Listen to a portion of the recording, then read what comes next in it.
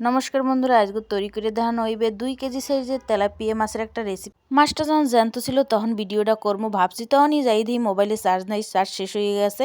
এরপর মোবাইল একটু চার্জ হওয়ার পরই মাছ কাটা অবস্থায় ভিডিওটা করে রাখলাম, কারণ তেলাপিয়া মাছ তো সবসময় দেখি, কিন্তু 2 কেজি সাইজের তেলাপিয়া এরকমের কমই দেখা হয়। মাছটা কিন্তু কাটতে পরিষ্কার করে লইছে, আর কিন্তু মাছটা হলুদ মরিচ মাখাইয়া ভাজি করে নেওয়া হয়ে গেলে মাছটা ঝোল রান্না করার পালা। কড়াইতে তেল দিয়ে ফোড়নে দিয়ে দেওয়া হয়েছে জিরা, আর এই জায়গা মশলার ভিতর লইছে হলুদ মরিচ আর জিরা বাটা।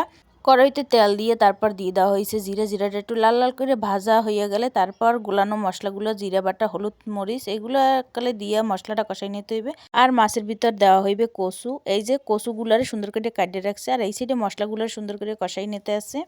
মশলাটা দিয়ে এই পর্যায়ে কিন্তু তেল ছাড়িয়ে দিয়েছে, আর কচুগুলো দিয়ে সুন্দরভাবে কষাই নিতে হইবে।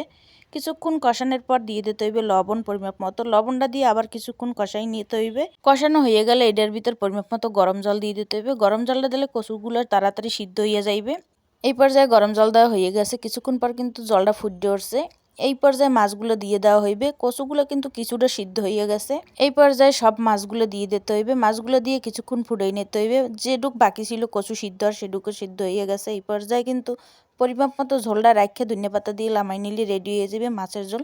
এই পর্যায়ে ঝোলও কিছুটা টানিয়ে গেছে, সব কিছু সিদ্ধ হয়ে গেছে, ধনিয়া পাতা দিয়ে কিন্তু নামানো হয়ে গেছে। মাছের ঝোলটা খাইতে কিন্তু খুবই খুবই মজা হয়েছে। যারা না খাইছেন কচু দিয়ে মাছের ঝোল, সেম পদ্ধতিতে একবার হইলেও বাসায় এরকম ট্রাই করবেন। ভিডিওটি ভালো লাগলে অবশ্যই একটা লাইক করবেন। সবাই ভালো থাকবেন।